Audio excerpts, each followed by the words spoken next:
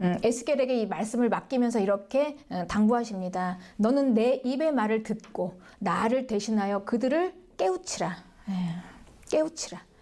그러니 하나님을 대신해서 에스겔을 통해서 하나님이 꼭 전하고자 하시는 그 말씀이 있는 것입니다. 그 말씀을 통해서 이제 이 이스라엘 백성들은 깨우쳐지는 거죠. 깨우치기를 원해서. 그러니 하나님께서 말씀을 전하길 원하시는 거, 그 이유는 바로 뭐냐면 깨우치라고 말씀을 전하는 겁니다. 깨우침.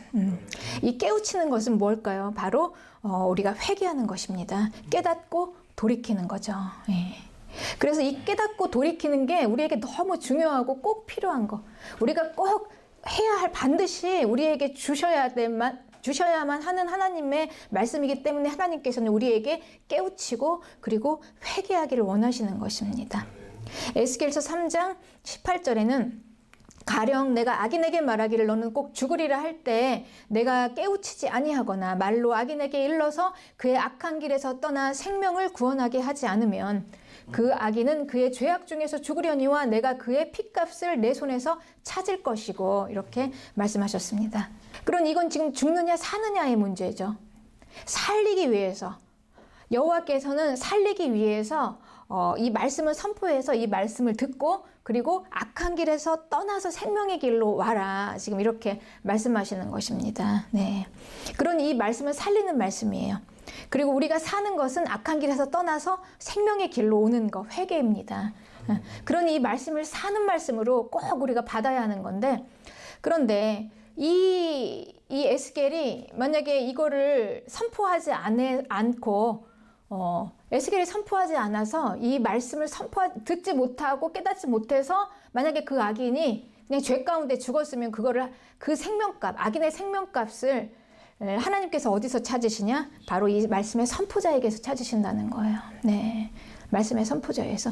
그러니 이 생명값을 어떻게 줄 수가 있겠습니까? 어떻게 갚을 수가 있겠습니까? 못 갚는 거죠. 그러니까 이 말씀을 전하지 않으면 너도 똑같이 같이 죽게 된다는 말이죠. 그러니 얼마나 이 선포자가, 이건 사느냐 죽느냐의 관계 아닙니까? 그러니 이 사는 것은 바로 죄에서, 악에서 떠나서 생명의 길로 가는 거. 이 말씀을 듣고 회개하지 않으면 죽는다. 그러니 여호와께서는 이 말씀을 꼭 듣고 회개하고 살아라. 그러니 우리는 살기 위해서 이 말씀을 들어야 하는 것입니다. 그러니 이 말씀을 못 들으면 안 되는 거예요. 그런데 이 말씀을 듣지 못하는 마음이 강팍한 마음, 강한 마음. 그러니 이게 얼마나 치명적인 일입니까? 네. 네, 우리 성도의 목적은요, 영원히 사는 것입니다. 아멘. 우리 목적은 영원히 사는 거예요, 여러분. 우리는요, 이 땅에서 그냥 뭐 문제 하나 해결해가지고 편히 사는 게 아니라 그게 목적이 아닙니다. 만약에 그게 목적이라면 우리는 뭐 그냥 여기저기 쫓아다니면서 뭐 예언을 듣고 이렇게 하면 좋겠습니까? 이렇게 하면 좋겠습니까? 하다못해 점집을 찾아가서 물어보지 않겠습니까? 무당에게. 그리고 때로는 뭐 귀신이 떠나가라 막 이렇게 여기에서만 끝나지 않겠습니까? 그러나 이게 목적이 아니라는 거예요. 우리는 사는 거예요. 사는 거. 영원히 사는 거. 이걸 잊으면 안 됩니다. 그러니 이 죽느냐 사느냐는 어디서 나오냐? 우리 생활이 회복되고 편안하게 사는 것은요, 뭐 단순히 뭐 다른 데서 도움을 받을 수 있습니다. 뭐 악한 영이 가끔 떠나가거나 아니면은 뭐 우리가 무당집을 찾아가서 뭐 그렇게 해서는 어느 정도 도움을 받을 수 있겠죠. 그렇지만 영원히 이 사는 문제는 이길 밖에 없어요. 하나님의 말씀을 듣고 깨우치고 죽는 길에서 나와서 생명의 길로 돌이켜서 가는 거, 이거 외에는 왕도가 없는 거예요. 왕도가. 그러니 우리의 목적이 정말 영원한 생명이라면, 사는 문제라면은 우리는 하나님의 말씀을 반드시 듣고 깨우치고 회개해야 하는 것입니다. 이 과정을 꼭 지켜야 하는 거죠. 그러니 이 말씀, 죽느냐 사느냐의 말씀 아닙니까? 그래서 이 말씀을 선포하는 자와 말씀을 받는 자는요, 그냥 보통 관계가 아니에요. 이거는 그냥 죽느냐 사느냐로 맺어지는 관계예요. 죽을 것인가 살 것인가. 그러니까 이 선포자는 어떻게 말씀을 전합니까? 아주 막 절박하게 전하는 거죠. 내 이 말씀을 듣고 저 영혼이 살아야 한다. 반드시 살아야 한다. 아니면 죽는다. 이제 이 마음으로 전해야 하는 것 아닙니까? 그러니 이제 죽느냐 사느냐의 이 관계로 맺어진 거예요. 네. 그래서 하나님께서는 이렇게 여호와께서는 에스겔을 부르시면서 이 말씀의 선포자와 말씀을 듣는 자의 관계를 이렇게 맺어 놓으셨습니다. 에스겔서 3장 18절에 그 악인은 그의 죄악 중에서 죽으려니와 내가 그의 핏값을 내 손에서 찾을 거다. 핏값을. 그러나 그 만약에 말씀을 에스겔이 만약에 말씀을 선포하지 않으면 이제 그 핏값을 대신 이제 그 사람의 핏값을 내야 되잖아요. 그러니 죽기 살기로 말씀을 전해야 되지 않겠습니까? 그러나 이 말씀을 받는 자가 만약에 에스겔이 전했어도 여전히 그냥 죄에서 돌이키지 않고 회개하지 않고 그대로 있으면 에스겔은 그냥 생명이 보존되는 거예요. 네. 그러니 아주 긴밀한 관계인 것입니다. 죽느냐 사느냐. 그래서 아주 절박하게 생명의 말씀을 삶과 죽음의 막 기로에 서서 아주 절박하게 전하는 거죠. 이게 바로 이제 말씀입니다. 그런데 이 말씀이 바로 하나님의 말씀이에요. 그런데 에스겔에게 하나님께서 이 말씀을 주실 때 이 말씀이 어디서 내려오는지 에스겔서 1장에 정확하게 기록해 주셨습니다. 이 말씀이 하늘에서 내려와요. 하늘에서. 하늘문이 열리고 에스겔이 이 말씀이 내려오는 그 현장을 봤어요. 갑자기 하늘문이 쫙 열리더니 하늘 보좌가 내려옵니다. 그런데 하늘 보좌와 함께 이 땅에는 없는 아주 신비로운 생물들이 함께 내려와요. 그렇게 말씀이 내려오는 겁니다. 그렇게 내려온 말씀을 여호와께서 에스겔에게 어떻게 하셨냐? 전해주신 게 아니라요. 에스겔에게 먹으라고 던져주셨습니다. 에스겔에게 받아서 먹어라. 그러니까 이 에스겔은요, 자기가 전하는 말씀을 그냥 듣고 전한 말씀이 아니라 받아서 먹고 전한 말씀이에요. 그 말씀을 먹으니까 에스겔의 창자까지 꽉 채워졌습니다. 그렇게 하고 전한 말씀입니다. 하나님의 말씀을 이렇게 받아서 여러분 전하는 것입니다. 하늘에서 내려온 아주 신령한 말씀을 선포자가 그걸 먹고 창자까지 꽉 채워져서 이제 자기 안에서 소화가 돼서 그냥 세포 하나하나까지 그 말씀이 다 들어가고 이 말씀이 선포되는 것입니다. 그러니 이 말씀은 생명의 말씀이에요. 그냥 듣고 지식을 전하는 말씀이 아니라 이 선포자가 먹고 전하는 말씀인 것입니다. 그런데 에스겔이 이 말씀을 먹으니까요, 이 에스겔의 입에서 아주 꿀처럼 달았다라고 말씀하고 있습니다. 아주 그 말씀이 달았어요. 정말 달고 오묘한 말씀이에요. 그 말씀을 받는 자들에게는. 네. 그런데 이 말씀이 어떤 말씀이었냐면요. 에스겔서 2장 10절에 그가 그것을 내 앞에 펴시니 그 안팎에 글이 있는데 그 위에 애가와 애곡과 재앙의 말이에요. 그런데 이 애가와 애곡과 재앙의 말씀이 기록되어 있는 이 말씀을 먹었는데 달았다라는 거죠. 그러니 이 말씀을 받는 자들에게는요. 이 말씀이 대단히 답니다. 왜냐하면 이 말씀은 지금 무슨 말씀입니까? 애가 애곡, 재앙은 그 자체가요.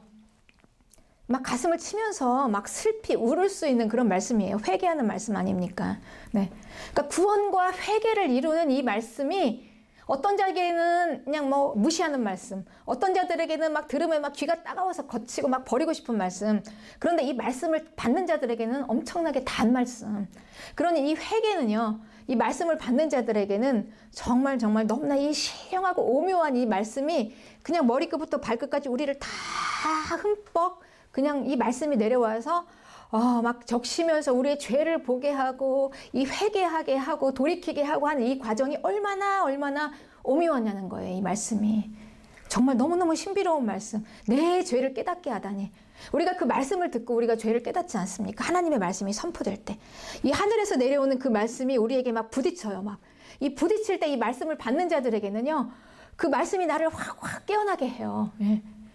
막 못 보던 게 막 볼 수 있도록. 내가 얼마나 죄인인가. 나의 이 처참한 모습이 막 보여지는 건데 그게 거치면서 막 우리를 치는 게 아니라 달고 오묘한 말씀이라는 겁니다. 우리를 회개하게 하는 그 말씀이 기가 막힌 말씀이라는 거예요. 너무너무 오묘한 말씀이라는 거. 어쩌면 나를 그렇게 나의 그 깊은 심오한 내 내면까지 다 뚫어서 나를 그냥 스캔을 쫙 하는 거잖아요. 막 그냥 우리 MRI 막 검사하듯이 막 너무 정밀하게 나를 쫙 훑어내는 거예요. 그 말씀이. 그 말씀 앞에서 우리가 정말 내가 죄인임을 고백하면서 하나님 앞에 진실을 쏟아놓을 때 여러분 그 말씀이 너무나 달고 오묘한 말씀인 겁니다. 아멘. 그리고 회개할 때 회개하면서 그 기쁨을 맛볼 때요. 그 말씀은 너무나 우리에게 생명의 말씀. 그래서 에스겔이 그 말씀을 달게 받았어요. 우리에게 구원과 심판을 선포하는 회개를 촉구하는 이 하나님의 말씀은 받는 자들에게는 이렇게 달고 오묘합니다. 여러분 다 이거 공감하시죠? 네. 하나님의 말씀을 받고 그 말씀 앞에서 애통하고 가슴을 치면서 내가 깨닫고 회개해 본 분들은 이 말씀이 얼마나 우리에게 이 달고 오묘한 말씀인지를 다 알고 있습니다. 우리는 알아요. 받는 자들은 알아요. 이런 말씀인 것입니다. 그러니 이 애가와 애곡과 재앙의 말, 하나님의 말씀. 그러니 이 말씀은 가슴을 치는 말씀이에요. 막 슬피 우는 말씀이에요. 그리고 이 심판의 재앙의 말씀이에요. 그러니 이 말씀은 누가 받을 수가 있습니까? 가슴을 치고 애통하면서 울 수 있는 사람이 받을 수 있는데 지금 이 시대의 현상이 우리가 너희를 향하여 피리를 불어도 춤추지 않고 막 슬피 울어도 그냥 뭐 아무 감흥이 없어요. 가슴을 치지 않아요. 마음이 움직여지지 않고 그냥 그대로 강한 이 마음은 아무리 전해도 받을 수가 없다라는 겁니다. 그러니까 아무리 우리가 너희를 향해서 피리를 불어도 춤을 추지 않아. 아무리 전해도 이 말씀을 받을 수가 없습니다. 가슴을 치지 않아요. 애통하지 않아요. 마음이 안 되니까, 너무 강하니까. 그래서 이 말씀은요, 가슴을 치고 애통하고 또한 함께 느낄 수 있는 이런 감동하는 이런 마음이 없으면 이 말씀에 무반응하는 것입니다. 받을 수가 없어요. 네. 그러니 이 받을 수가 없으면 우리는 살지 못하는데, 그러니 이 말씀을 받을 수 없는 마음이 가장 큰 저주입니다. 그리고 받고 회개하면 그게 바로 가장 큰 축복입니다. 아멘. 받으면 축복, 받지 못하면 저주. 받아서 순종하면 축복, 버리고 불순종하면 저주. 이거는 하나님께서 말씀을 선포하신 그 신명기 때부터 지금까지 변함없는 진리예요. 왕도가 없어요. 우리의 축복은 뭐고 저주는 무엇인가? 다른 길이 없습니다. 다른 길이 없습니다, 여러분. 네.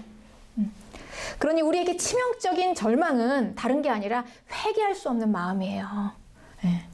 우리가 뭐가 잘못되고 안 되고 뭐가 삐뚤어지고 뭐가 뭐 뒤틀리고 뭐 삶이 파괴되면서 폭탄이 맞아가지고 막 다 부서지고 이런 게 우리에겐 저주가 아니라요. 내가 하나님의 말씀을 받을 수 없어서 회개하지 못하고 결국은 살지 못하고 죽는 거, 이게 가장 우리에게 치명적인 저주입니다. 그래서 이 회개할 수 없는 결과는 무엇이냐? 심판이다. 마태복음 11장 21절에 이 회개하지 못하는 것에 대해서 예수님께서 말씀하십니다. 화 있을진저 고라시나, 화 있을진저 벳세다야. 이 고라신과 벳세다는 이스라엘 아버지 하나님의 그 백성의 그 지방입니다. 그 도시 이름이에요. 네. 그들도 뭐 지금 아버지 하나님이 선택하신 여호와의 백성이다, 뭐 택함 받은 백성이다, 뭐 교회 다니는 사람이다, 그리스도인이다, 이게 중요한 게 아니라요. 회개하지 못하면 화 있을진저. 그런데 이 화라는 의미는요, 요한계시록에서 심판을 할 때 나오는 화와 같은 동일한 단어입니다. 화. 그러니 이게 단순한 이게 화 있을진저, 이 화가요, 그냥 단순히 그냥 우리에게 조금 무슨 그냥 안 좋은 일이 생기고 말 거야 정도의 화가 아니라 이건 죽는 문제예요. 죽느냐 사느냐 문제에서 심판당하는 화입니다. 그러니 천국은 무엇입니까? 회개하고 들어가는 천국이에요. 아멘. 우리가 예수님 믿고 교회 다니고 그냥 왔다 갔다 하다가 다니는 천국이 아니라 회개하고 들어가는 천국. 회개하고 들어가는 천국. 그렇습니다. 그러니 하나님의 백성, 하나님의 택하신 자들, 그리스도인. 우리에게 가장 큰 저주는 하나님의 그 권능을 보고 그 하나님의 말씀이 내려왔는데도 그럼에도 불구하고 그 말씀을 받고 깨닫고 회개하지 못하는 게 가장 큰 저주죠. 이 세상에는 하나님의 말씀이 내리지 않습니다. 거기는. 그 불신자들에게는 하나님의 그 신령한 하늘에서부터 하늘 보좌가 함께 내려오는 말씀이잖아요. 그 말씀이 내려올 때 하나님의 그 보좌가 함께 내려와요. 통치가. 그리고 그 신령한 하나님을 보좌하면서 같이 이렇게 보좌하는 신령한 하늘의 생물들이 같이 내려오는 말씀이에요. 그 어마어마한 말씀. 그 말씀을 누구에게만 허락이 되어 있습니까? 하나님의 택하신 자녀들에게 내려오는 거예요. 세상은 그 말씀이 안 내려가요, 여러분. 그 하늘 보좌가 하늘 문이 열리고 하늘 보좌가 내려오는 그곳은 세상이 아니에요. 불신자들의 세상이 아니라 우리에게 내려옵니다. 아멘. 그런데 이 내려오는 이 말씀을 받고도 반응이 없어서 예. 그 어마어마한 그 하늘의 신령한 것들을 다 보고도 반응이 없어서 회개하지 못한 이 마음이죠. 그리고도 이 버려버리는 거, 이 하나님을 거부하는 거. 그렇습니다. 그러니 이제 이게 이제 하나님께서는 화 있을진저 차라리 심판날에 그냥 불신자들 그 소돔 땅이 더 견디기가 더 나을 거다. 그러니까 이게 어마어마한 우리에게 큰 죄죠. 여러분 하나님께서 얼마나 계산이 정확하신지 아십니까? 레위기를 보면은요 하나님이 아주 그냥 정확하게 다 받아낼 건 다 받아내시는 분이세요. 그분이 값으로 다 매겨가지고 죄에 대해서는 다 돈으로 받아내요. 그리고 성전에다가 갖다 내라. 왜냐하면 정확한 분이니까. 우리가 예수님의 피값으로 다 치러졌으니까 우리가 지금 우리에게 요구하지 않으시는 거지 하나님께서. 그 전에는요 아주 그냥 정확했습니다. 얄짤 없어요. 10원까지 다 끝자리 수까지 다 정확하게 받아내라. 그리고 잘못했으면 그거 다 갚아내라. 돈으로 다 환산해서. 이런 하나님이신 거예요. 얼마나 계산이 정확하십니까? 이 하나님. 그러니 이 계산이 정확하신 하나님께서 우리에게 엄청난 이 하늘의 보좌가 열리면서 막 이 내려오는 이 신령한 것들을 다 쏟아부어 주셨는데 그거에 대한 반응이 세상 사람들보다 없어요. 그럼 하나님께서 정확하게 우리에게 계산하시는 거예요. 심판으로. 많이 받았으니까 저들은 못 받았으니까 그런다 치지만 우리는 받았으니까 받은 사람만큼의 그걸 해내지 못하면 하나님께서 정확하게 계산을 해내면 불신자들보다 더한 심판을 받는다는 것입니다.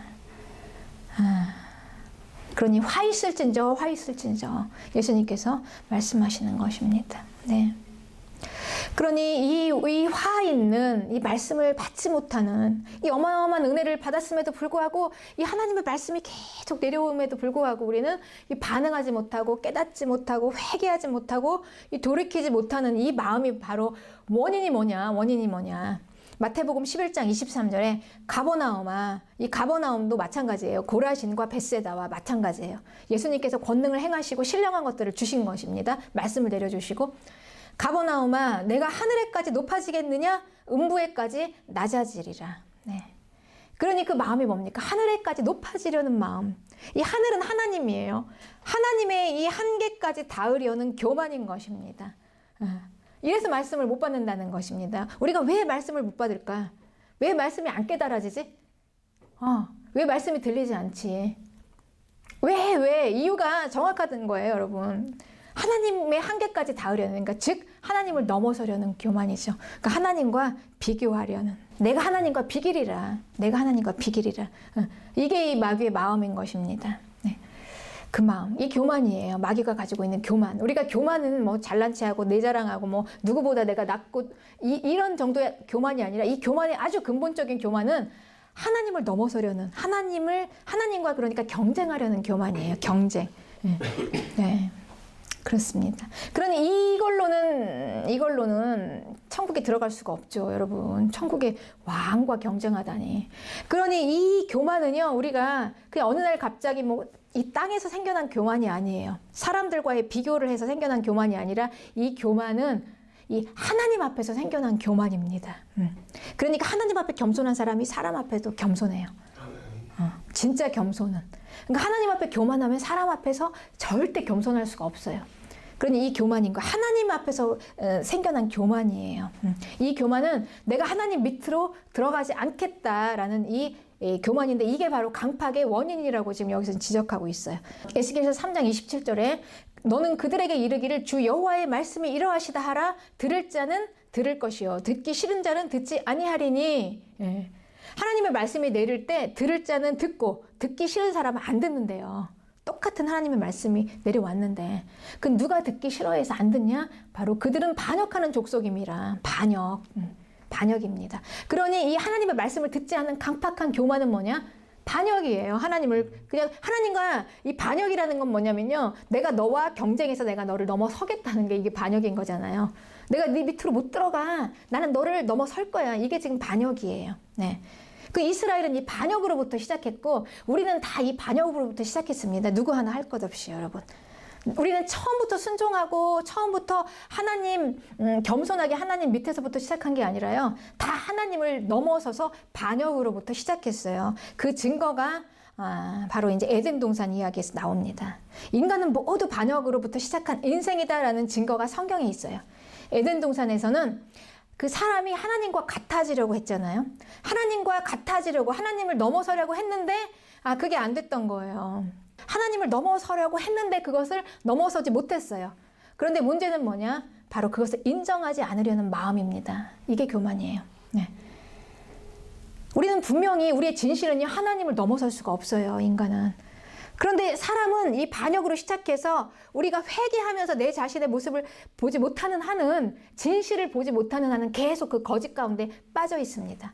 그리고 그 잘못된 욕망, 내가 하나님을 넘어서려는 그게 마치 가능할 거라고 착각을 하면서 사는 거예요.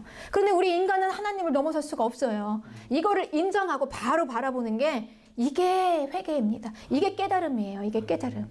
그러니까 이걸 인정하지 못하니까 계속해서 하나님 앞에서 그 허황된 꿈과 착각 안에서 그거를 현실을 이루어보려고 막 발버둥을 치는 거예요. 내가 하나님과 비기리라. 내가 하나님과 경쟁해서 이기리라. 내가 절대 하나님께 굴복하지 않는다. 순종하지 못해. 내가 결코 하나님과 싸워서 이겨서 그를 넘어설 거야. 이렇게 생각하는 거죠. 그런데 안 됩니다. 안 돼요. 그러니 모든 인간은 이렇게 하나님을 넘어서지 못하는 이 열등감으로부터 시작합니다. 결국은 신에 대한 열등감. 열등감의 근원이 여기서 나오는 거예요. 그러니까 최고가 되려는 이 욕망과 최고가 되지 못하는 것 사이에서 나오는 그 열등감. 그래서 이제 우리의 이 진리로 깨닫게 하는 거는 바로 이 현실을 인정하는 거예요. 바로 바라보는 거예요. 우리가 얼마나 열등한가. 내가 얼마나 무능한가. 내가 결코 하나님을 넘어설 수 없는 것을. 그래서 결국은 하나님 앞에서 순종할 수밖에 없는 존재인 것을 우리가 깨달아야 하는 것입니다. 이걸 인정해야 되는 거예요. 인정. 네. 이것을 인정하는 것이 우리가 생명을 얻는 길입니다, 여러분. 이거를 우리가 인정하지 못하고 계속해서 이 교만, 계속해서 이 말도 안 되는 이 착각, 하나님을 넘어설 수 있다는 이 착각 가운데 있으면 우리는 이제 죽게 되는 거죠. 그래서 불순종은 사망, 저주, 순종은 축복, 생명. 아멘. 네. 그러나 그 어느 누구도 창조주이신 하나님의 피조물은 하나님과 경쟁해서 이길 수 없습니다. 그렇습니다. 이게 진실입니다. 그리고 이거를 깨닫는 게 겸손이에요, 여러분. 그래서 이 하나님의 엄청난 이 진리를 하나님께서는요, 다 열어놓지 않으셨어요. 마태복음 11장 25절에 천지의 주제이신 아버지여, 이것을 지혜롭고 슬기 있는 자들에게는 숨기시고 어린아이들에게는 나타내심이 감사하나이다. 이게 하나님의 지혜였습니다. 왜 하나님이 복음을 닫아 놓으셨을까요? 하나님의 이 평가 기준은요, 이 절대 평가의 기준은 겸손한 자예요. 마음이 겸손한 자. 그래서 이 마음이 겸손한 자를 가려내기 위해서 복음을 닫아 놓으신 것입니다. 겸손한 자가 찾아서 발견할 수 있도록 낮은 곳에서 가장 낮은 곳에서 비로소 자기의 열등함을 바라보면서 하나님 앞에서 결코 하나님을 넘어설 수 없는 전능하신 하나님 앞에서 나의 열등함을 바라볼 수밖에 없는 가장 낮은 자리. 네. 겸손한 마음, 여기에서 발견할 수 있는 복음. 그래서 하나님께서는 겸손한 마음을 가진 자들을 찾아 내시는 것입니다. 네. 주님이 이 시대를 향하여 하시는 말씀입니다. 마음이 강팍해서 말씀을 듣고 깨달을 수 없으니 회개할 수 없는 비극입니다.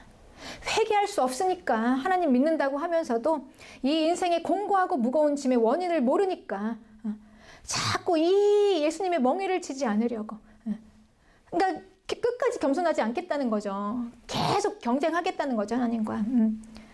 그러니까 결국은 이 종교적인 행위를 여기에서 이제 만족하려고 하고, 아니면 뭐 신비한 무슨 뭐 현상 이런 것을 막 찾아다니려고 하고, 이런 거에서 이제 끝이는 거죠. 그 기가 막힌 하나님의 이 진리의 말씀을 못 들으니까. 그러니 이 성도는요, 애통하고 가슴을 치고 울면서 말씀을 사모할 수 있는 게 축복입니다. 아멘. 그리고 깨닫고 회개할 수 있는 게 이게 가장 큰 축복입니다. 네. 하늘에서 내려온 하나님의 말씀을 땅에서 받고 깨닫는 복된 성도가 되시기를 축복합니다.